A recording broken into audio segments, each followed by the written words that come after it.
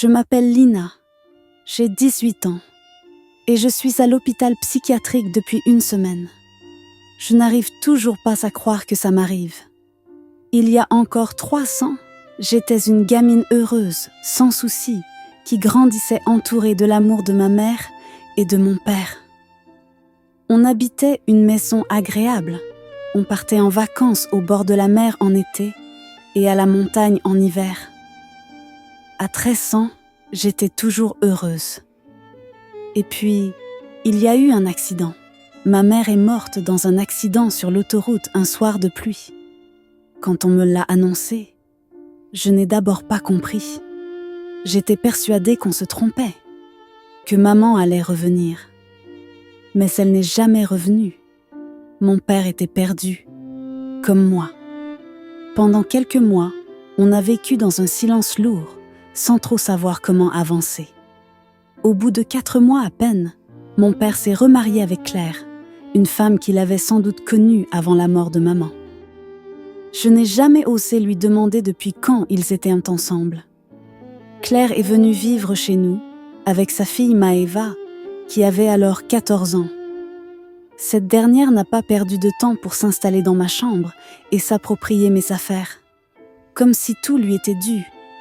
Claire, elle, s'efforçait d'avoir l'air polie, mais je sentais bien qu'elle me regardait comme un obstacle à sa nouvelle vie. Les choses sont allées de travers très vite. Claire a éloigné mon père de moi, l'occupant avec toutes sortes de projets, d'invitations. Il partait des week-ends entiers, tandis que je restais seule à la maison avec Maëva, qui se moquait de moi, fouillait dans mon journal intime, critiquait mon style, mes amis. Parfois, elle s'amusait à raconter à sa mère que je la menaçais ou que je m'en prenais à elle, alors que c'était l'inverse. Claire, bien sûr, la croyait à chaque fois et me grondait comme si j'étais une gamine capricieuse. Au fil des mois, je me sentais de plus en plus mal. Je pleurais souvent en pensant à ma mère, à tout ce qu'on avait perdu, à mon père qui ne me défendait plus. Ma belle-mère me lançait des piques venimeuses, me traitait d'enfant à problème, de traumatisée, incapable de faire son deuil. J'ai commencé à avoir des crises d'angoisse, à dormir mal. À l'école, mes notes dégringolaient. Personne ne m'écoutait vraiment. Puis, il y a eu ce samedi après-midi, celui qui a tout fait basculer. Je venais de rentrer du lycée. Maëva était dans le salon, scotchée à son téléphone.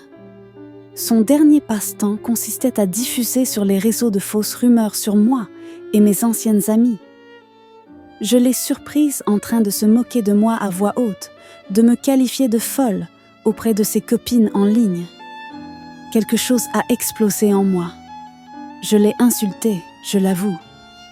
Je lui ai crié que j'en avais assez, que je ne supportais plus de vivre avec elle et sa mère.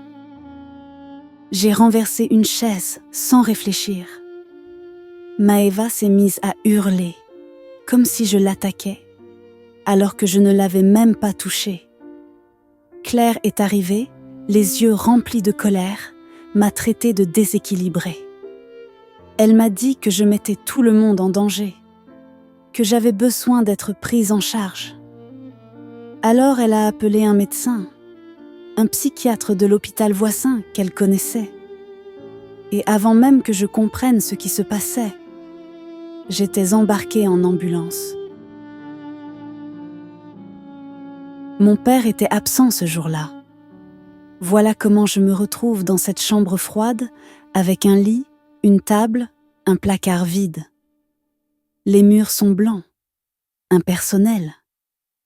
Ici, à l'hôpital, les couloirs sentent le désinfectant et je croise parfois des patients aux yeux hagards. Les infirmiers me demandent si je dors bien, si je suis dépressive, si je prends bien mes médicaments. Mais je ne suis pas folle, bon sang. J'ai juste mal dans mon cœur.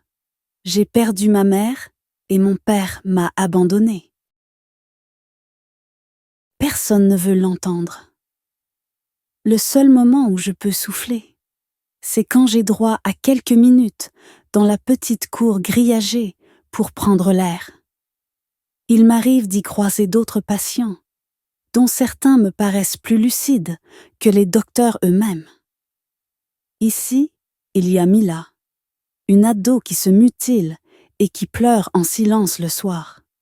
Il y a Victor, un étudiant que ses parents ont fait enfermer parce qu'il faisait des crises d'angoisse à répétition. Il y a Samir qui a fugué de chez lui à 14 ans et qu'on a rattrapé dans la rue, sale, affamé, avant de l'envoyer ici. On partage tous une même incompréhension. Qu'est-ce qu'on fait là? Le soir, je prends les pilules qu'on me donne, même si je ne sais pas exactement à quoi elles servent. Elles m'abrutissent, m'aident à dormir. Mais je me réveille groggy, comme si la réalité s'était couverte d'un voile gris. J'ai demandé quand je pourrais sortir. On m'a répondu que c'était à la discrétion du médecin en charge et de ma représentante légale, autrement dit Claire. Je m'étouffe à cette idée. Je ne sais pas à quel point elle compte me garder enfermée. Mon père est enfin venu me voir, une seule fois, au bout de quelques jours. Il avait l'air gêné, fuyant, comme s'il ne savait plus trop qui j'étais. Claire l'a sans doute convaincu que je suis dangereuse, que je dois être soignée. Il m'a dit de faire confiance au médecin, que c'est pour mon bien. Je lui ai supplié de me ramener à la maison, de m'écouter. Il est reparti sans répondre, me laissant plus désespérée que jamais. Alors j'écris cette histoire dans un carnet qu'on m'a autorisé à garder, pour ne pas devenir folle, justement. Dans cet endroit, on peut vite perdre pied. Les couloirs sans fin, les portes fermées, les cris qu'on entend parfois la nuit.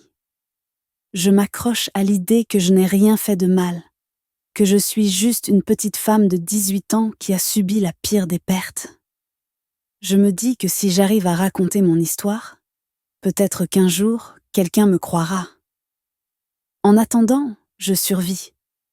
Je parle avec Mila et Victor dans la cour, on échange nos doutes, nos craintes, on se remonte un peu le moral. Un des infirmiers, Antoine, est assez gentil. Il m'apporte parfois un vieux magazine ou un roman pour me changer les idées. Il ne dit jamais devant les autres que je n'ai pas l'air folle. Mais dans son regard, je sens une forme de compassion. C'est déjà ça. J'ignore combien de temps je vais rester ici. Peut-être que la direction de l'hôpital se rendra compte que mon cas n'a rien à voir avec de la psychiatrie lourde. Peut-être que mon père se réveillera et comprendra l'injustice que je subis. Ou peut-être que Claire va continuer à me peindre en fille dangereuse pour garder la mainmise sur la famille et sur lui. Je suis Lina, je suis jeune et belle. Et je ne veux pas finir par croire moi-même que je suis folle. J'espère juste trouver un moyen de sortir de cette prison blanche et de prouver que la vraie folie, parfois, c'est d'être trop seule, sans personne pour vous défendre. Tant que je pourrai encore écrire ces mots, j'aurai la force d'y croire.